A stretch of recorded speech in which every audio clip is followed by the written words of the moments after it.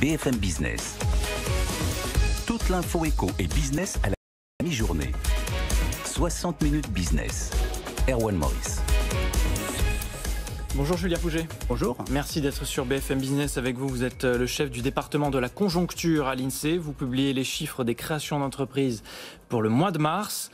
En léger repli, mais ce qui est intéressant, c'est de regarder un petit peu plus dans le détail ces chiffres que vous nous donnez aujourd'hui. Entre les entreprises dites classiques et les micro-entreprises, il y a une différence. Expliquez-nous tout ça, Julien Pouget. Et pourquoi est-ce qu'on observe cette différence au mois de mars ?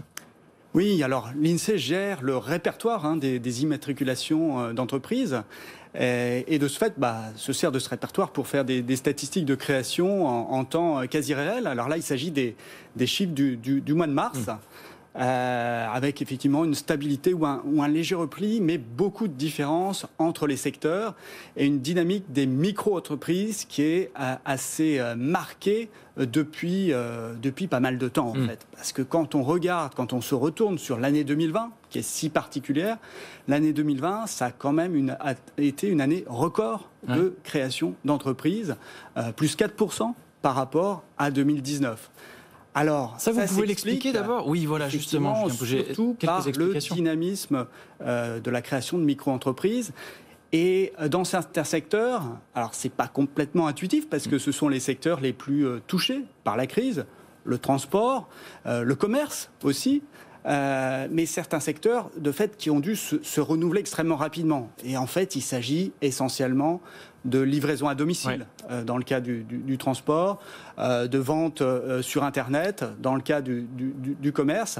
Alors, tout juste ça, à ce sujet, petite parenthèse, puisqu'on a Deliveroo qui nous donne ces chiffres ce matin et qui vont effectivement dans ce sens. Deliveroo qui nous dit que ses commandes ont plus que doublé au cours du premier trimestre, avec un nombre de commandes qui s'est envolé de 114% sur un an. Ça montre bien que le phénomène s'est intensifié de l'auto-entreprise ces derniers mois avec la crise. Voilà. Et dans certains secteurs, alors par exemple, l'essor de la livraison à domicile, c'est quelque chose qu'on voyait poindre depuis plusieurs années. C'est pas complètement nouveau, mais la crise a largement accéléré ce mouvement-là. Bon, il y a des secteurs, Julien Pouget, dans lesquels on a moins de création d'entreprises. On peut les identifier ?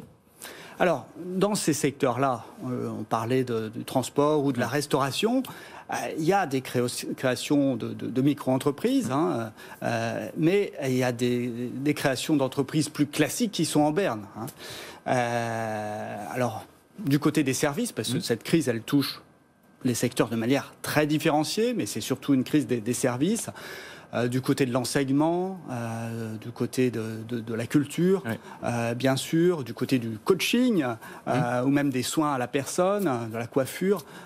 Bien sûr, là, les créations d'entreprises sont plutôt en berne depuis un an. Bon, est-ce que ces données sont prédictives quant à l'évolution que vont connaître ces secteurs dans les prochains mois ? Est-ce que ça peut permettre de tirer une tendance là sur ce qui nous attend ? Alors, il y a beaucoup de volatilité au mois le mois dans ces données. Elle montre que l'activité économique s'adapte tant bien que mal. Alors néanmoins, pour la mesure de l'activité économique au sens des chiffres d'affaires, du produit intérieur brut, ce n'est pas l'indicateur le plus prédictif. Et c'est vrai que par ailleurs que il y a une démographie des entreprises, c'est-à-dire que typiquement 3 ans après, vous avez un tiers des micro-entrepreneurs qui sont encore actifs. Alors après, la micro-entreprise a pu mourir, puis renaître dans un domaine proche ou autre. Donc il y a des naissances, il y a des destructions d'entreprises aussi pour les petites comme pour les grands. Et qui vont de plus en plus s'entamer. On disait qu'il allait y avoir une vague de faillites d'entreprises. On commence d'ailleurs à le constater depuis ce mois de mars. La crise accélère les transformations technologiques. C'est une autre analyse que vous pouvez faire. On parlait de ce boom de la livraison à domicile. Ça montre bien qu'aujourd'hui, la technologie, elle sert aussi l'emploi. Oui, alors c'est un peu, comment dirais-je, c'est un peu retour vers le futur, si vous voulez.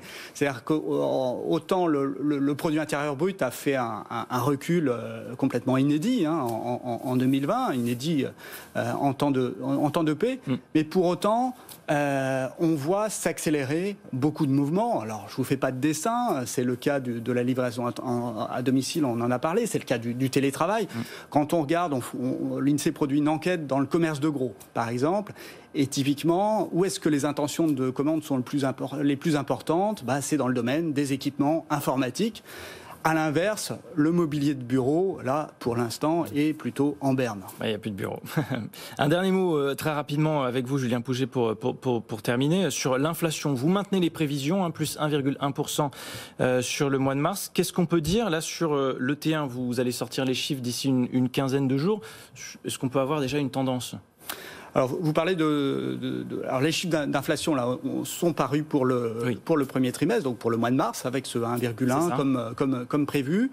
Pour l'activité économique, nous avions, donc au sens du PIB, le produit intérieur brut, une prévision de 1%, mais qui a été formulée début mars. Alors rappelons-nous que nous sommes dans une situation toujours très évolutive.